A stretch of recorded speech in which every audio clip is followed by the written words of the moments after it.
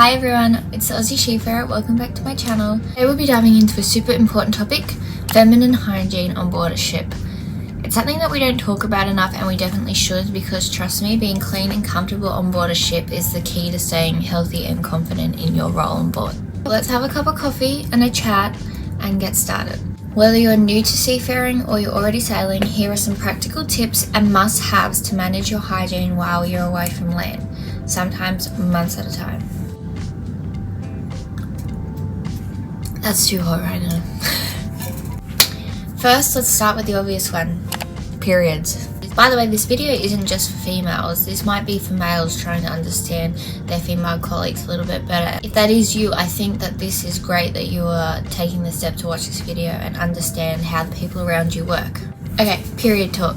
Make sure that whatever you use, you bring an abundance of. If you use tampons or if you use pads or whatever it may be that you use, make sure you pack extra.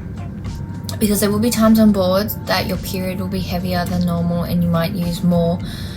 And if you get to a point where you don't have shore access and you can't go to the shops to get more of that, then you could be in a situation that you don't want to be in.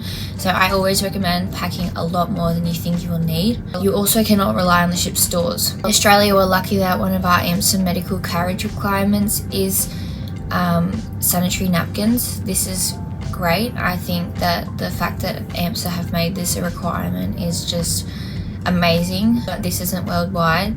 So if you're joining a vessel, especially if you've got a long contract, things happen. You might stay in port, your contract gets extended, you have bad weather. Times on board aren't always set, so you need to pack more than what you're going to have.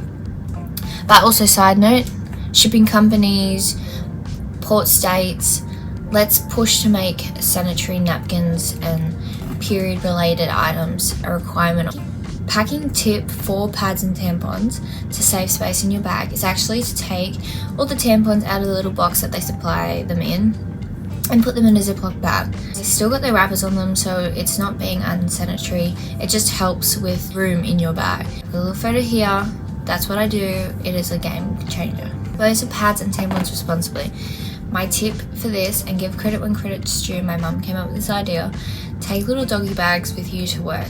They're so cheap and it just helps with being clean, because first of all, do not dispose of them down a marine grade toilet. You cannot do that.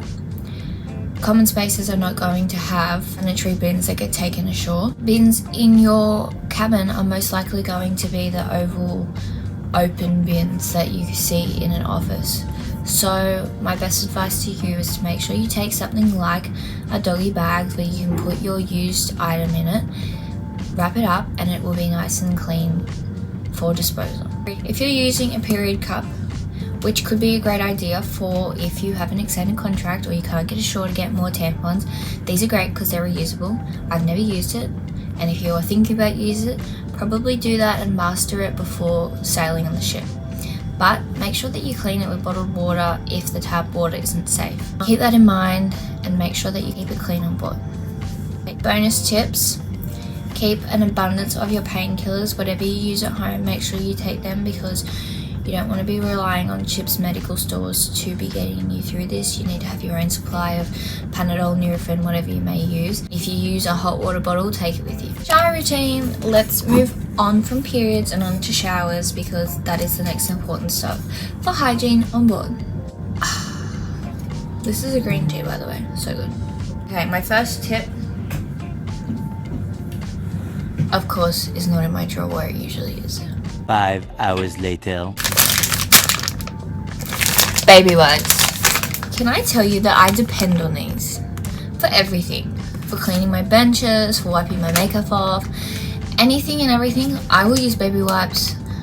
I've used them my whole life. They are so handy, especially on a ship. You never know when you're going to need them, so I suggest that you pack a pack with you to take on the ship.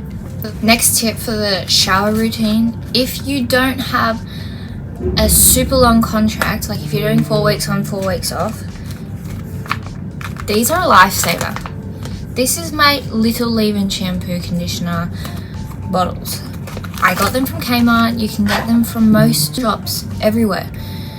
I wrote in permanent marker on the side what it is, and it just stops you from carrying around these big heavy bottles of shampoo and conditioner.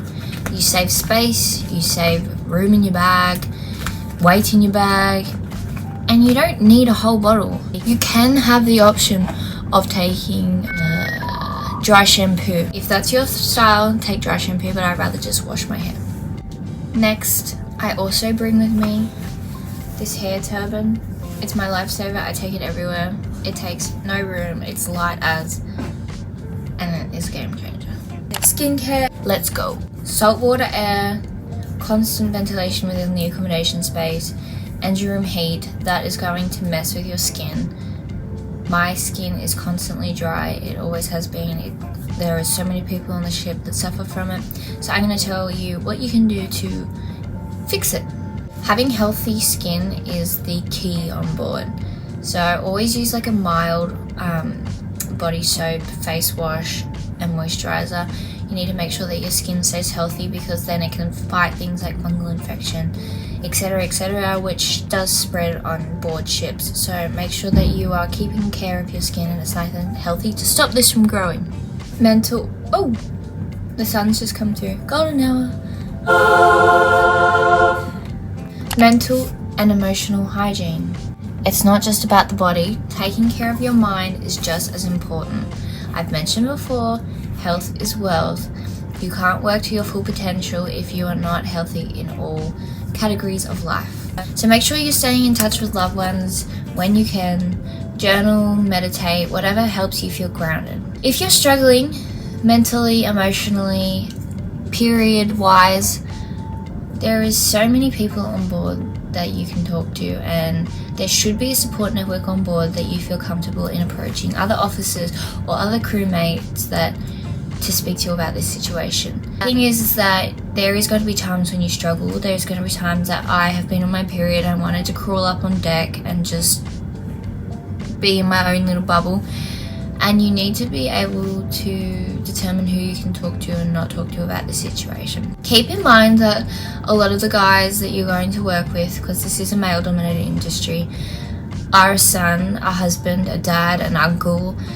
They're not unfamiliar with the process. So if you find the right person that you can talk to about this, that is so fantastic. Being a woman at sea can be challenging, trust me, I know, but we're strong, we're capable, and we're unstoppable. With a little bit of planning, we can take care of our own hygiene, stay healthy, and our own space on board. I think the keynote to take out of this is to make sure that you have your own stores and you stay on top of your health, because that's the most important thing.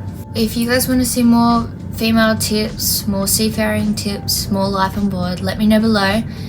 If you found this video helpful, please thumbs up, subscribe and share with your fellow seafarers, and also drop your hygiene tips below. I'm interested to hear, because that's how we all get through it. Stay safe and thanks for watching, guys. I'll see you next time.